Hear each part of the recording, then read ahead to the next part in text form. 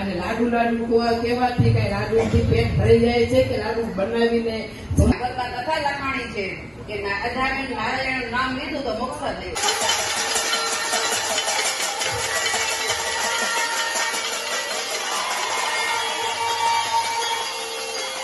અને મુક્તાનંદ સ્વામી સાબિત કરીને બતાવ્યું કે પરમાત્માના અવતારની 24 કળિયુગની અંદર થાય.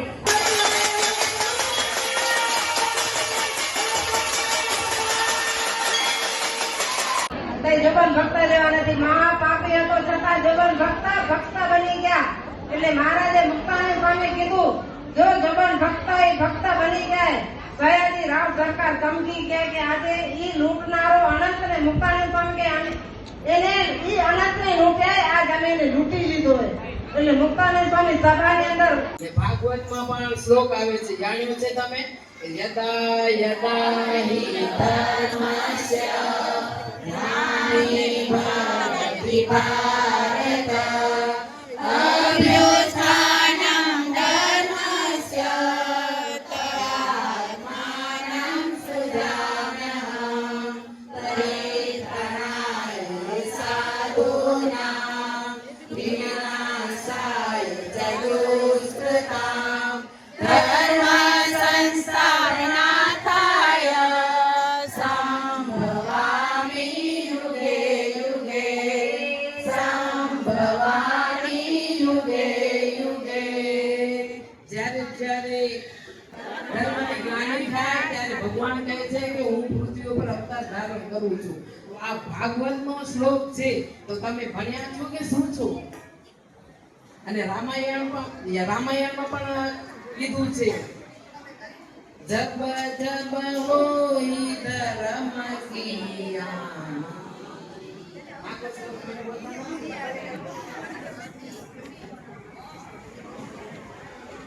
તો જ્યારે જ્યારે ધર્મની હાનિ થતી હોય છે ત્યારે ભગવાન કહે છે હું ભક્તોના કલ્યાણ માટે અવતાર ધારણ કરું છું. મહાપુરાણે ઉભા કર્યા છે. આત્મા ધારણ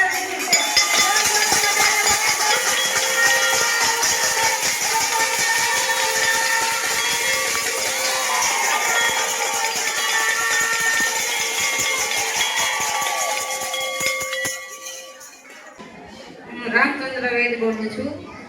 હે સ્વામી, આપ જેમ કહો છો તેમ હું માનું છું કે ઘોર કળી કાળમાં ભગવાન પ્રગટ થાય છે. પણ મને એક શંકા છે, તે આપ શંકાનું સમાધાન કરો સ્વામી. ભગવાન 4 યુગમાં પ્રગટ થાય છે તો તેને ત્રિયુગી શા માટે કહે છે?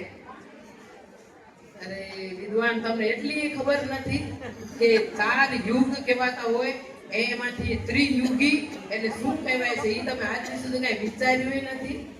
ભગવાનને ત્રિયુગી શા માટે કહેવાય છે? એક તો પ્રલય, ઉત્પત્તિ, ગતિ, આગતિ, બંધન અને મોક્ષ. આ 3 વાક્યને ત્રિયુગી એટલે 3 જોડલા કહેવાય છે. ઐશ્વર્ય, બંધન, ગતિ, આગતિ, ઉત્પત્તિ અને પ્રલય. આ 3 જોડલા કહેવાય એટલે ત્રિયુગી કહેવાય છે. નથી કહેવાતા કે 4 યુગ, કળિયુગ, દ્વાપર યુગ, સત્યયુગ. આ વિદ્વાન તમને એટલી ખબર નથી કે આ ત્રિયુગી એટલે ભગવાનને 3 યુગ ત્રિયુગી કહેવાય છે. કઈ કળિયુગમાં અવતાર નથી થતો એવું કાંઈ નથી. અને ભગવાન તો વીર્ય, તેજ, 6 ઐશ્વર્ય જણાવનારા ભગવાન છે. જ્ઞાન, શક્તિ, બળ, ઐશ્વર્ય, વીર્ય અને તેજ, આ 6 ઐશ્વર્યો ભગવાનની અંદર રહેલા છે. એટલા માટે ભગવાનને ભગવાન કહેવાય છે.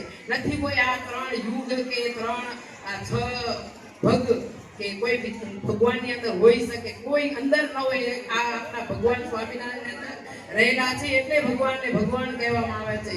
એ સ્વામી આ હું કઈ ગુરુ માનું છું એટલે ભગવાન નથી કહેતો આ ભગવાનને. અને બ્રહ્માંડ પુરાણ તમે વાંચ્યું છે કોઈ દિવસ? તો વિદ્વાન થઈને તમે બ્રહ્માંડ પુરાણ જ નથી વાંચ્યું તો તમને શા માટે શું ખબર પડે? એમાં આવે છે એક શ્લોક બ્રહ્માંડ પુરાણની અંદર, દત્તાત્રેય કૃત યોગે ત્રેતાયામ રઘુનંદન દ્વાપરે વસુદેવાસ્યા કલૌ સ્વામી વૃષાત્મજ. વૃષાત્મજ એટલે કલિયુગમાં વૃષ એટલે ધર્મદેવના ઘરે પ્રગટ થયેલા ભગવાન. આ શ્લોકને તમે વિદ્વાન જાણતા કેમ નથી? આ તો બ્રહ્માંડ પુરાણનો શ્લોક છે, નથી કે એને બનાવેલો શ્લોક છે. અને રામચંદ્ર વૈદ રૂપાણી સ્વામીની એમ કે અમે તમારું વચનને માન્ય રાખ્યું અને ભાવ પુરાણે ઊભા ન થાય તો ભાવ પુરાણે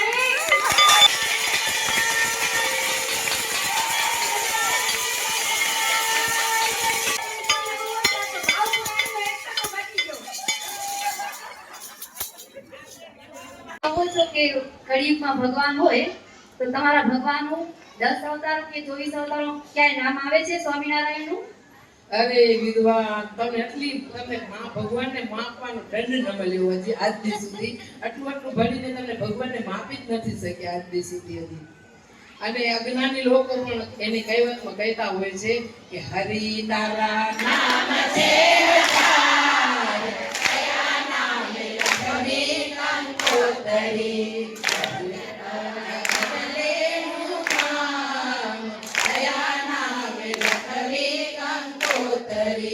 કોઈ તને કૃષ્ણ કહે, કોઈ તને કૃષ્ણ કહે, કોઈ કહે નંદનો કુમાર. કયા નામે લખવી કંકોતરી, હરિ તારા નામ છે હજાર, કયા નામે લખવી કંકોતરી.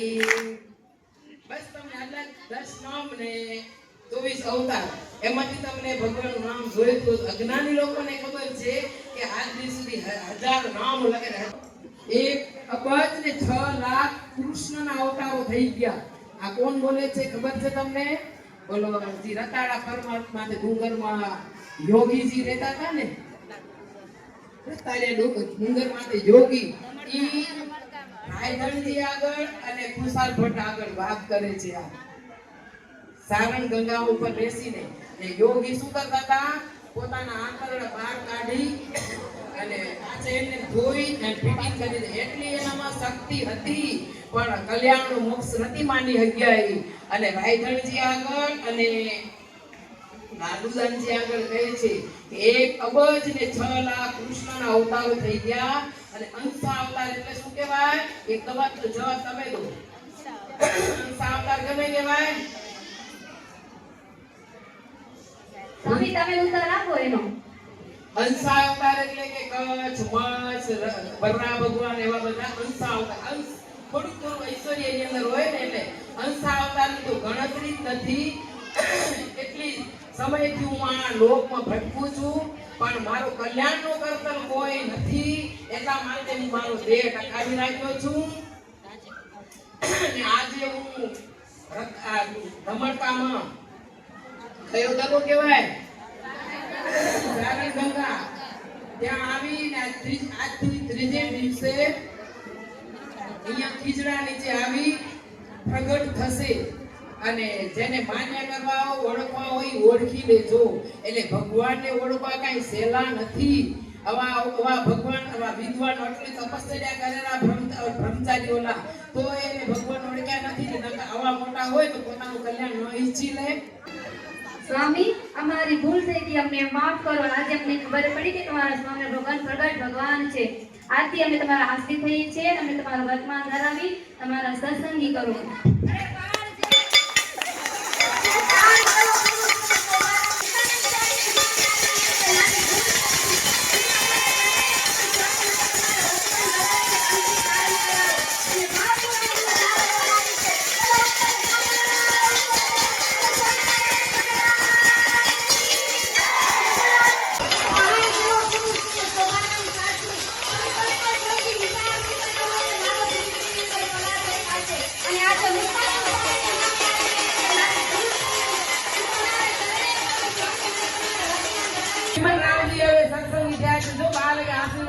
વર્તમાન ધરાવ ધારણ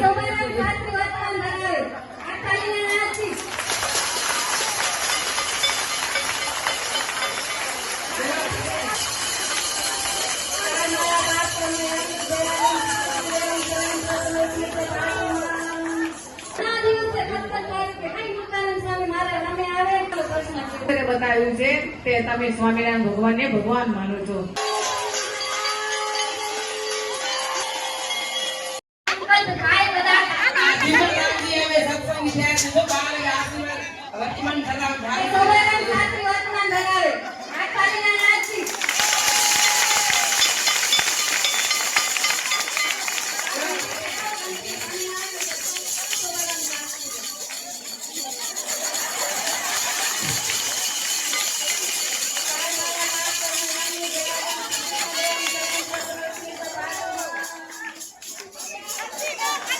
જીવનરામ હામે બેઠા છે, પણ જીવનરામને ઘણા દિવસે ખટખટ લાગે કે કઈ મુક્તાનંદ સ્વામી મારે અમે આવે અને કઈ હું એને પ્રશ્ન પૂછું. અંદરથી એટલો ઉકળાટ થયો જીવનરામને, એટલો ઉકળાટ થયો કે એક ઘડીની અંદર મુક્તાનંદ સ્વામીને હરાવી દઉં. જોઈ જીવનરામનો પ્રશ્ન કેટલો છે.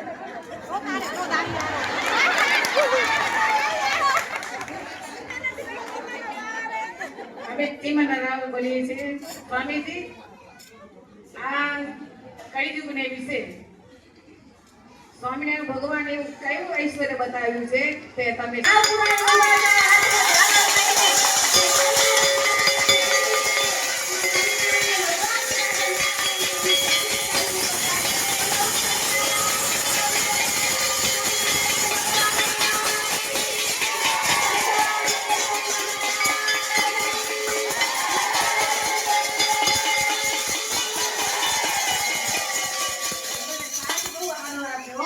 જો એક વાત કહું તમને, પછી કાલેથી બનાવજો. એક વાત કહું, આ મહિનાના ઉત્સવ કર્યા ને વડોદરાની સભા લિસ્ટમાં લખાણું ને તે દિવસથી પહેલા દિવસથી ટેન્શન હતું કે આજે કેમ પાર પડશે, આજે કેમ પાર પડશે. બે હાથ સારો થયો, લગભગ ધબકારા બધા બંધ થઈ ગયા અને હવે વિદ્વાનો મુક્તાનંદ સ્વામીને સામે બે હાથ જોડીને બધા વિદ્વાનો ઊભા થઈ ગયા. બે હાથ જોડી નમસ્કાર કરીને સ્વામીને કહેવા લાગ્યા કે સ્વામી, અમારી ભૂલ થઈ ગઈ અને જોઈએ હવે વર્તમાન ધરાવવાનું પણ હવે પ્રાર્થના કરે કે ન. મુક્તાનંદ સ્વામી, આજથી અમે તમારા પ્રશ્ન કરતા સાંભળી પણ ખબર પડી કે ભગવાન છે ને પ્રગટ ભગવાન છે અને તમારો સંપ્રદાય છે ને વૈદિક સંપ્રદાય છે. એટલે આજથી અમે પ્રગટ જાહેર કરી છે સભાની અંદર કે તમારા ભગવાન છે ને પ્રગટ ભગવાન છે. બોલો સ્વામિનારાયણ ભગવાન.